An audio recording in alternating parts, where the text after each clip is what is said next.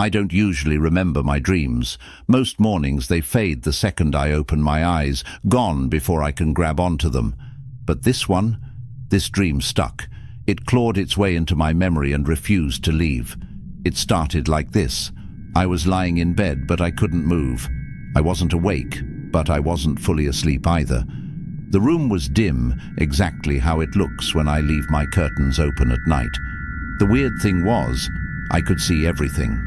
My desk, the flickering LED on my laptop, even the tiny crack under my door that lets light in from the hallway. Then he appeared. At first, I thought it was a shadow. Just the shape of a person standing in the corner of my room, near my wardrobe. I blinked. It was still there. I tried to sit up, but my body wouldn't move. I was completely frozen. That's when I realized it wasn't just a dream. It was something in between. The man stepped closer.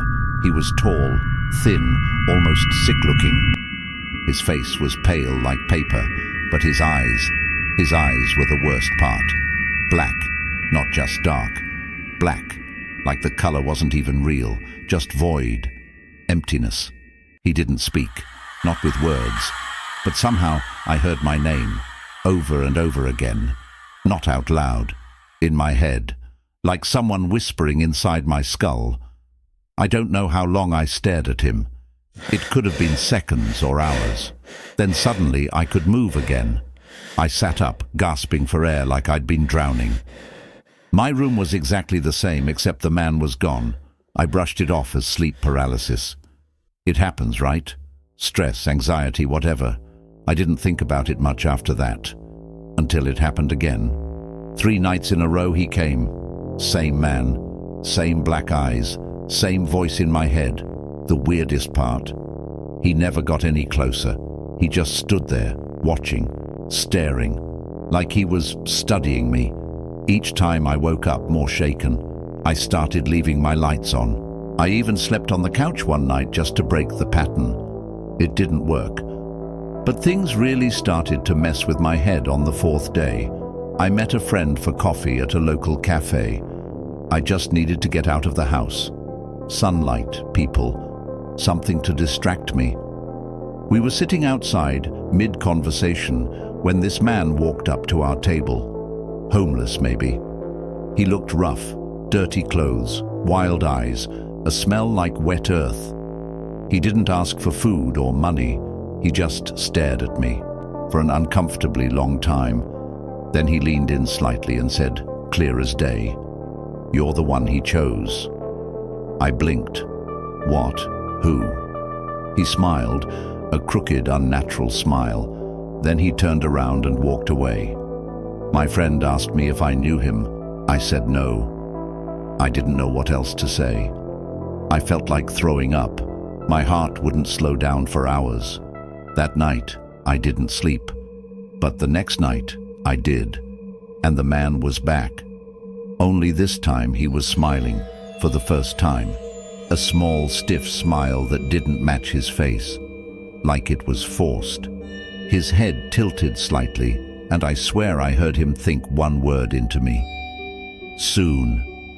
That night I woke up crying. I didn't even know why. Just this deep, awful feeling that something was coming. I started checking my windows and doors twice, then 3 times. I even covered the mirror in my room because I felt like I'd see him in it. I deleted my sleep tracker app because I didn't want to know how long I was frozen every night. I stopped telling people because it just sounded crazy. But I know what I saw. I haven't seen the homeless man again, and the dream guy doesn't come every night anymore, just randomly, every few weeks maybe, always the same, always watching, waiting. I've started to wonder, why me? What does he want? And worst of all, what happens when he finally decides to speak out loud? Because when he does, I'm not sure I'll wake up again.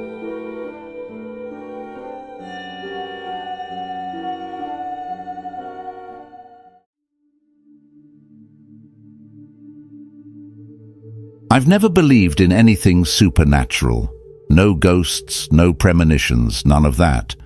I've always chalked dreams up to stress, maybe something I ate, but after what happened with my brother, I don't know anymore. It started with a dream, just one, not a series, not a recurring nightmare, one single disturbingly vivid dream. In it, I was in the passenger seat of a car, my car. We were driving fast along a dark highway. The only light came from the occasional yellow street lamp overhead, flickering like a dying heartbeat. I remember the dashboard glow, the sound of wind whistling through a barely open window, and my brother's laugh, light, careless, like he didn't know something was wrong. I turned to look at him in the dream. He was smiling, tapping the steering wheel in rhythm to a song on the radio. It was a classic rock station. Boston, I think. More than a feeling. The lyrics cut off mid-chorus when suddenly blinding headlights filled the rearview mirror. A truck, massive, barreling down behind us, way too fast. We didn't have time to move. I remember the sound of metal shrieking, the car flipping, the smell of burning rubber. Everything was spinning, and then silence. But that wasn't the disturbing part. The most vivid image from the dream was right at the end. My view somehow shifted to outside the car. I was standing in the middle of the road, looking down at the wreckage. And there it was.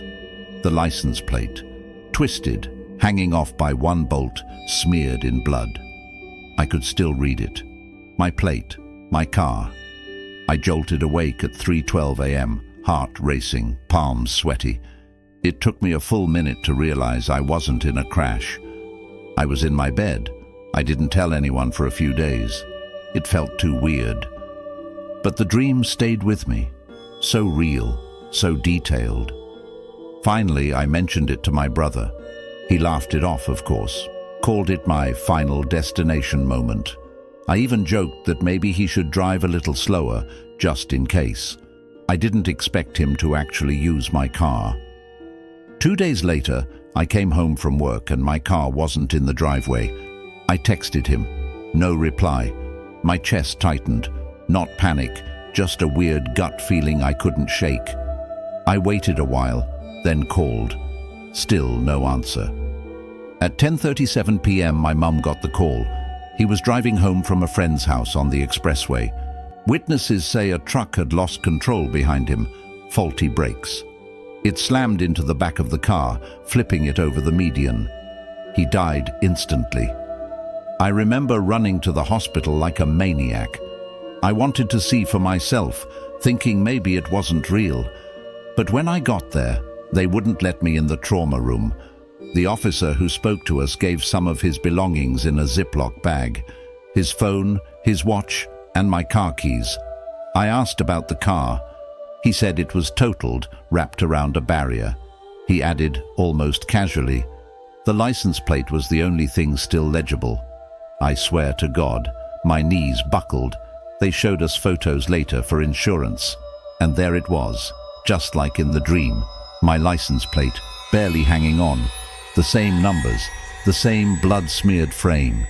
I keep replaying it in my head. If I'd never let him borrow the car, if I had told him not to go that night, if I'd taken the dream seriously. But what could I have done? The worst part is, the dream didn't feel like a warning. It felt like a memory, like I wasn't seeing what might happen, but what already had, as if time bent just enough for me to witness a moment before it unfolded. I've stopped dreaming since that night.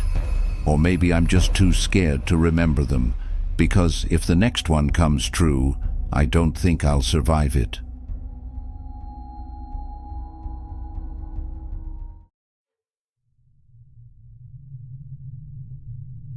They say you can't die in your dreams, that your brain wakes you up before it happens.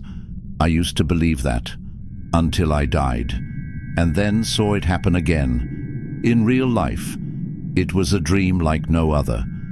I remember every second of it, like a movie I've watched 100 times. It always starts the same. I'm standing on the edge of a rooftop. It's night.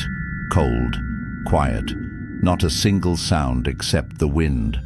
The city lights stretch out forever, but somehow everything feels hollow, like the world's been emptied. I look down.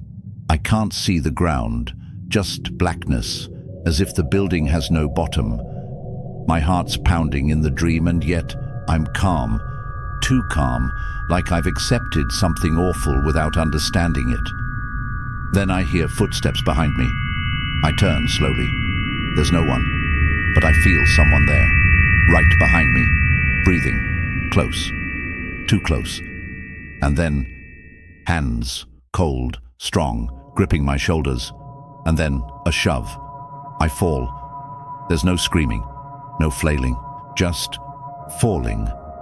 As I tumble backwards through the air, I can see my reflection in the windows of the building. I look dead already, eyes wide, mouth open, like I'm frozen in the moment before pain.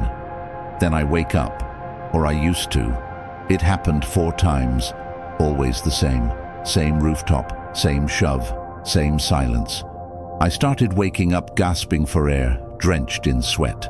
I'd look out the window just to prove to myself I was still alive. But the 5th time, something changed. That night, I didn't wake up. In the dream, I hit the ground, and I felt everything. The snap of bones, the pressure in my skull, the brief, unbearable pain. Then stillness. But the worst part? I didn't die. I was stuck, watching people walk by me on the sidewalk, staring in horror, but I couldn't move, couldn't speak. I was there, just broken. When I finally woke up, I screamed. I didn't even realize I was screaming until my roommate banged on my door. I called in sick to work. I couldn't focus, couldn't sit still. The dream kept replaying over and over like a broken record. That fall, the reflection, my own face staring back at me, already dead. I tried to forget it. I really did. A few weeks passed. The dream didn't return. And then came the day everything snapped into place. I was walking home from the station, same route I always took. There's a multi-level parking garage I pass by every day. Nothing strange about it, just concrete and metal. But that day, a crowd had gathered. Police cars, yellow tape, people pointing. I walked up, confused, thinking it was a crash or maybe a robbery. Then I saw the body.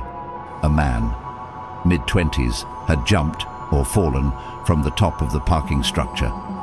At first I froze, just shock. But then I noticed something that made my blood run cold. He was wearing a dark green jacket, faded with one sleeve slightly torn near the cuff, the exact same one I wore in my dream. I moved closer. Security was trying to push the crowd back, but I managed to get a glance.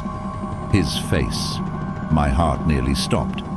It was mine, not in the obvious literal way, but his face, his eyes, his nose, the shape of his lips. It was exactly what I looked like in the reflection during the dream. The expression, the position of the body, everything, the same. I couldn't breathe. I stumbled back, nearly tripped. I felt like I was going to throw up. It was like I had watched myself die, days before it actually happened, to someone else. But why him? Why me? I looked up at the rooftop. Cold wind hit my face.